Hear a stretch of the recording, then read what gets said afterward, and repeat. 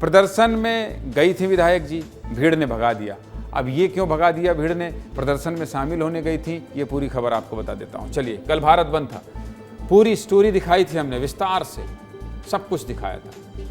कहाँ कहाँ प्रदर्शन हुआ, कहाँ कहाँ बवाल हुआ, कहाँ एसडीएम मार खा गए, कहाँ स्कूल बस को पलटाने की कोशिश की गई, ये सब कुछ दिखाया था। देश के हर कोने से जो आई थी तस्वीर वो आपको दिखाया था। मध्य प्रदेश, छत्तीसगढ़ की तो हर तस्वीर विस्तार से दिखाई। किन किन राजनीतिक दलों ने समर्थन दिया, कहाँ आगजनी हुई, कहाँ लाठी डंडे चले, सब कुछ बताया था। आज सीधे मुद्दे की बात में एक वायरल वीडियो की बात करूंगा जिसकी चर्चा खूब हो रही है और ये खूब वायरल हो रहा है। पहले तस्वीर देख लीजिए। इनका नाम अनिला भेड़िया है, छत्तीसगढ़ सरकार में मंत्री रह चुकी हैं। बालोद जिले के डोंडी की घटना है। कल जब भारत बंद था तो इसका समर्थन करने के लिए अनिला भेड़िया सर्व आदिवासी समाज के बीच पहुंची थी। एकदम से अचानक पहुंच गई थी, आदिवासियों के सुर में सुर मिलाने पहुंच गई थी, अपनी आवाज बुलंद करने पहुंची थी। लेकिन जो हुआ उसकी चर्चा आज खूब हो रही है। वीडियो देख लीजिए, दिखाइए जरा, वीडियो विस्तार से दिखाइए। देख लिया आपने? अनिला भेड़िया के समर्थन में जब कार्यकर्ता ने माइक थामा तो आदिवासी समाज ने एकदम से विरोध कर दिया। देख लीजिए अब पूरा वीडियो दिखाइए।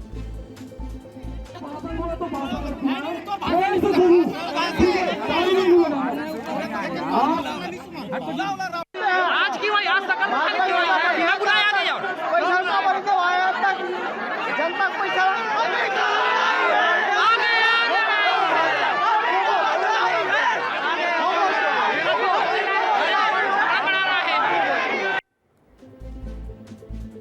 माइक बंद करो, वापस जाओ। पूरा आक्रोश भरा हुआ था लोगों में। पुलिस शांत करवाती दिख रही थी लेकिन लोग मानने के लिए बिल्कुल भी तैयार नहीं थे। आदिवासी समुदाय यही आरोप लगा रहे थे कि खुद की जब सरकार थी तो आदिवासियों के लिए कुछ नहीं किया। आज विरोध प्रदर्शन में राजनीति की रोटी सेकने पहुंच गई हैं। इस वीडियो को छत्तीसगढ़ बीजेपी ने भी पोस्ट किया है। छत्तीसगढ़ बीजेपी ने भूपेश बघेल पर तंज कसते हुए देखिए क्या लिखा है।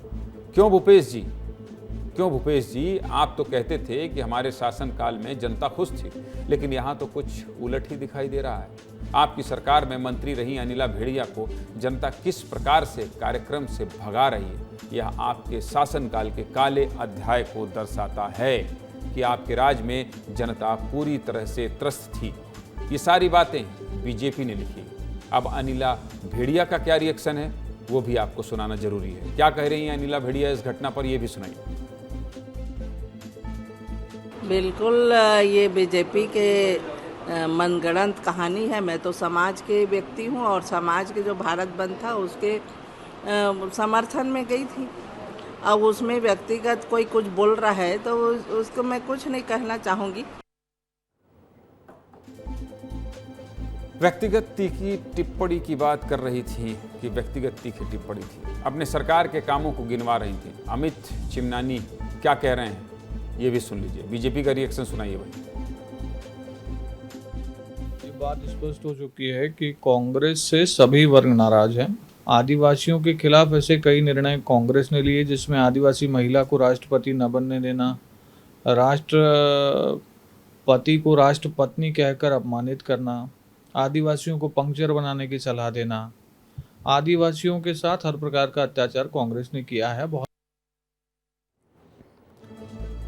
एक एक करके कांग्रेस का कारनामा गिनवा रहे थे, कहां कहां आदिवासियों का अपमान किया है, सब कुछ बता रहे थे। इस खबर पर ज्यादा अपडेट के लिए किसके पास जाना पड़ेगा?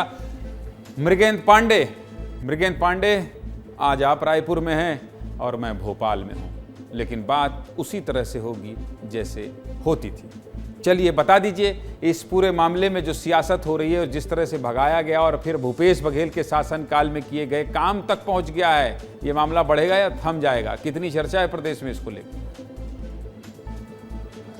देखिए, अनिला भेड़िया को जिस तरीके से भगाया गया या ये कहें कि उनका विरोध किया गया, उसकी चर्चा आज पूरे प्रदेश में है। आपको बता दें कि जो छत्तीसगढ़ में पिछला विधानसभा चुनाव हुआ, आदिवासी वर्ग की नाराजगी को कुछ इस तरह समझ सकते हैं कि सरगुजा में कांग्रेस पूरी तरह साफ हो गई और बस्तर में जहां 12 की 12 सीटें कांग्रेस के पास थी, सिर्फ 4 सीट बचा पाए, उसमें एक सामान्य वर्ग की है।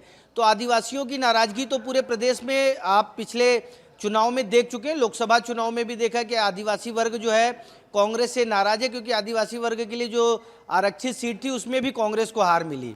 अभी जिन बातों का जिक्र भाजपा कर रही है उसका जिक्र वो चुनाव के समय भी करते थे। आदिवासियों के अपमान की बात, राष्ट्रपति को वोट न देना, तमाम मुद्दे थे जिस पर बीजेपी लगातार कांग्रेस को घेरती रही और आज एक बार फिर उसको मौका मिला है तो कांग्रेस को घेर रही है। जी चलिए, तो कुल मिलाकर आदिवासियों ने भगाया और अपने प्रदर्शन से भगाया, लेकिन कांग्रेस और बीजेपी दोनों को मौका मिल गया। तो एक तरफ जो काम गिनवा रहे हैं और दूसरी तरफ बीजेपी आरोप लगा रहे हैं और भूपेश बघेल पर तंज कस रहे हैं कि आपकी सरकार में। कुल मिला के राजनीति का एक अच्छा मुद्दा मिल गया। बहुत बहुत शुक्रिया आपका मृगेंद्र भाई।